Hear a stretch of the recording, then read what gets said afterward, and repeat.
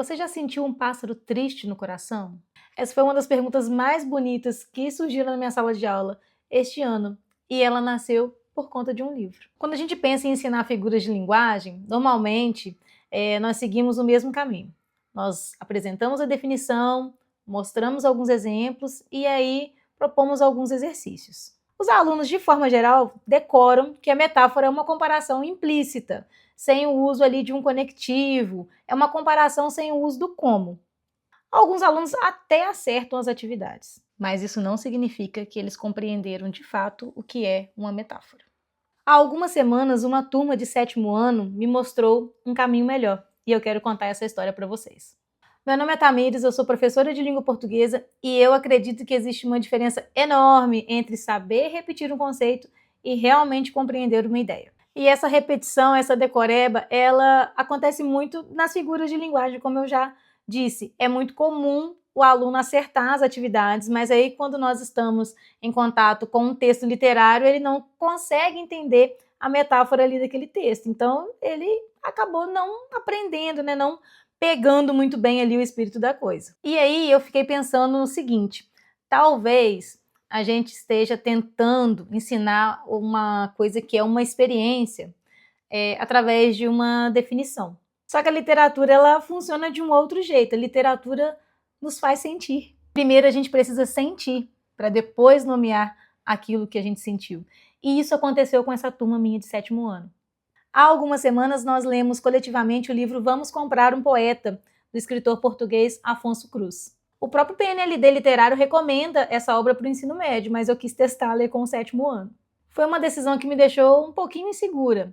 É que a linguagem é portuguesa, o ritmo da narrativa é diferente, e esse livro ele exige um certo exercício de sensibilidade.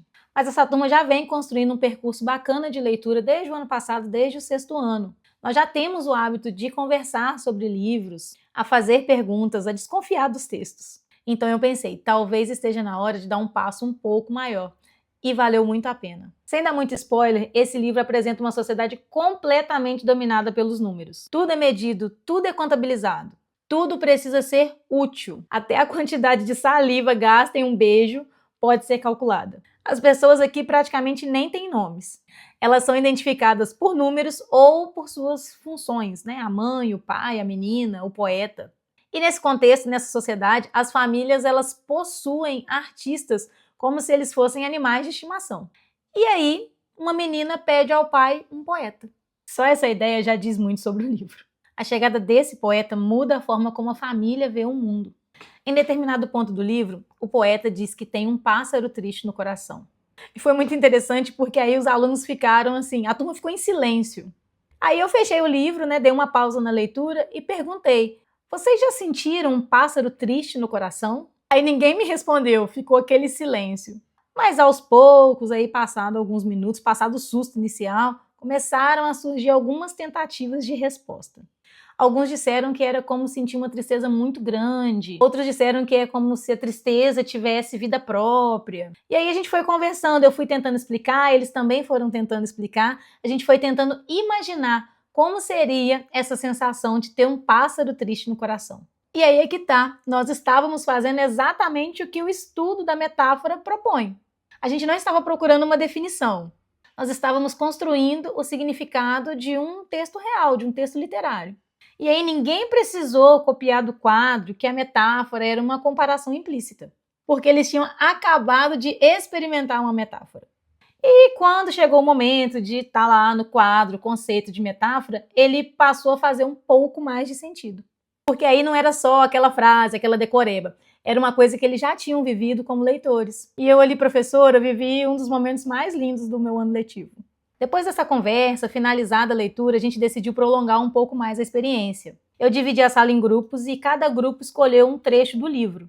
A partir daí, eles criaram cartazes, eles tentaram ilustrar metáforas, explicar para as outras turmas que não leram o livro ainda, o que é uma metáfora. A gente tentou imaginar como seria desenhar sentimentos. Uma atividade super simples, mas funciona muito bem como uma continuação da leitura. Não era o tipo de atividade para provar que eles leram o livro. Era uma forma de manter o livro ali com a gente por mais tempo. Muitas vezes, quase sempre, nós professores ficamos ali pensando, tentando a melhor forma de passar um conteúdo. A melhor explicação, o melhor esquema, o melhor material, o melhor tudo. Mas a gente sempre tem que lembrar o seguinte, muitas vezes um bom livro, uma boa experiência de leitura faz algo que livro didático nenhum, definição nenhuma, esquema nenhum consegue fazer.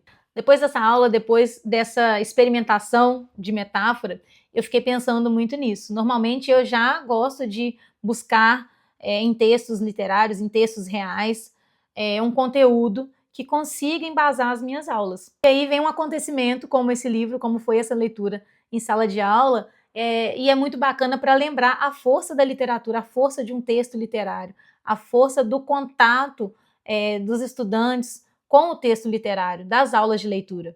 A literatura, ela amplia nosso vocabulário, sim, claro, mas ela também amplia a nossa forma de olhar para o mundo. Se você também acredita que a leitura pode transformar a forma como nós aprendemos e como nós ensinamos, eu te convido a se inscrever aqui no canal. A ideia é que esse seja um espaço para a gente conversar sobre livros, sobre escolas, sobre formação de leitores. E eu espero te encontrar no próximo vídeo.